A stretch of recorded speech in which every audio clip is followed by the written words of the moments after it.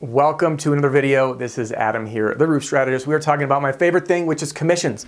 Commissions, money, dough, the stuff you spend, but you probably spend too much and you should reel it back. By the way, read the book Profit First. It'll change your life. All right, let's jump in. Commissions, everything you need to know. This video is for salespeople, owners, and everyone in between. I'm going to teach you how owners should pay their team, how teams should expect to be paid, and as a salesperson, how you can negotiate higher commissions as you perform. Let's jump right in. First and foremost, we want to understand the two types of commission structures. I've touched on these in the past in different videos. So we have a percentage of sales, okay? So that's the first model. And then we have a percentage of profit. Okay, so what's the difference? Percentage of sales is top line numbers. Example, I sell a $10,000 roof. I'm going to be using round numbers, by the way. They're rough. They're not reflective of industry standard norms. These norms are different based on the market, the industry, and the profit margin expectations per company. So we're just going to use some random rough numbers here. Okay, $10,000 sales. So that's the contract price. $10,000 contract, percentage of sales will usually be somewhere in the 7 to 12% ballpark. Now, owners, why the range? Two reasons.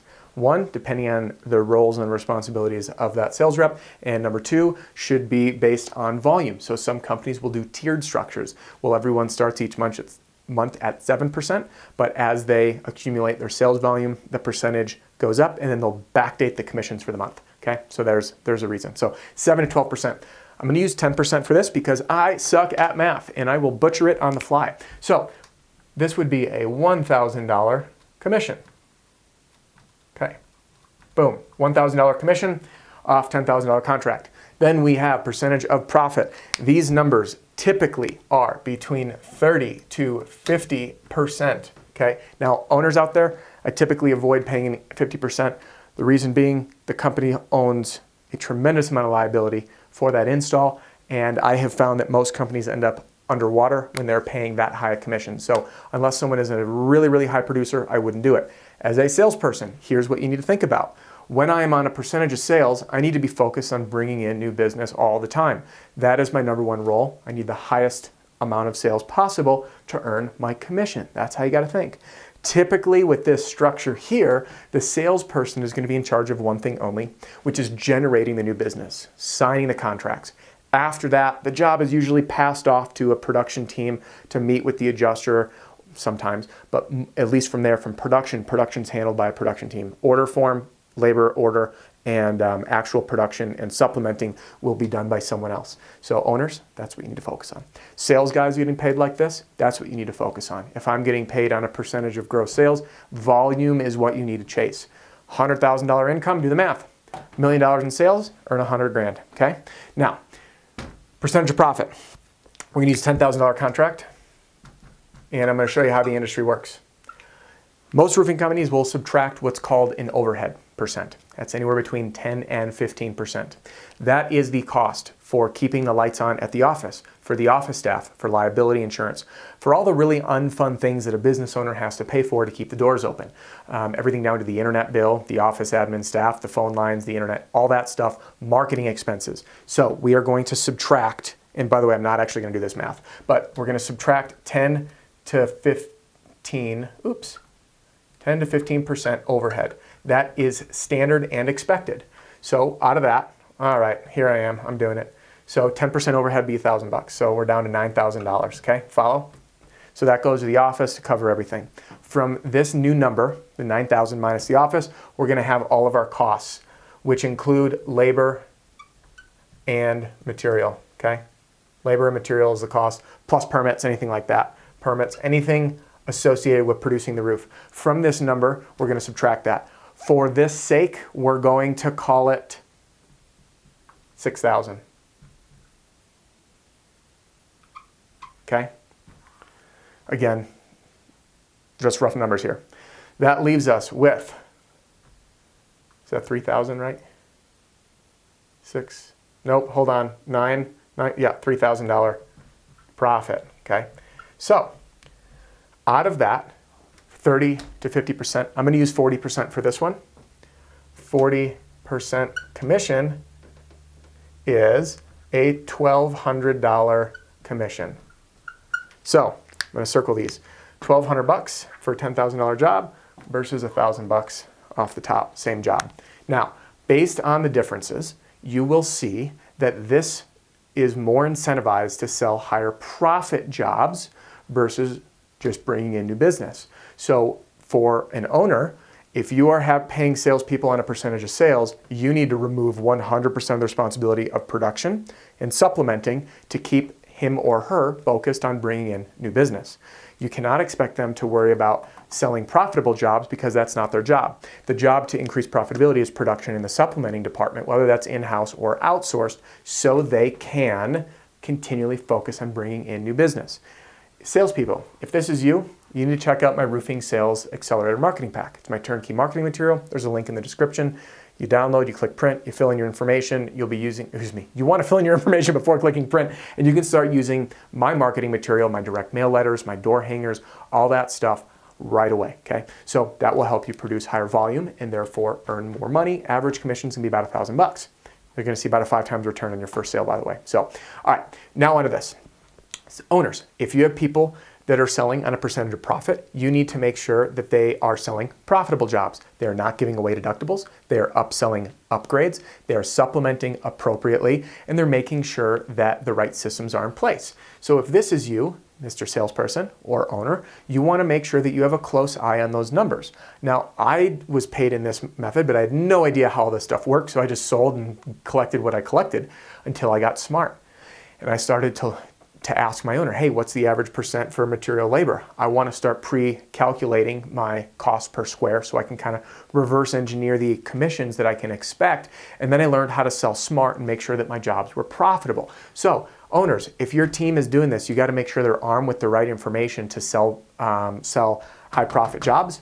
If they're not, owners, you need to make sure that your team is in place on the back end to ensure profitability so you don't sell a $10,000 job that costs $11,000 to produce and you're $1,000 in the hole and then paying commission on top of it. So this leads us to the next fun question for you salespeople. How do you negotiate higher pay? The answer is quite simple.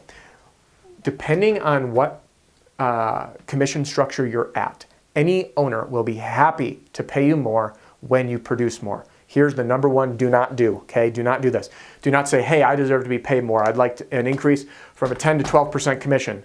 Don't do that, okay? You don't deserve it in that way. Now, in your mind, you might, but I'm gonna show you how to present it the right way. Same thing, you don't say, hey, I've been at 30% or 40%, I want a higher commission.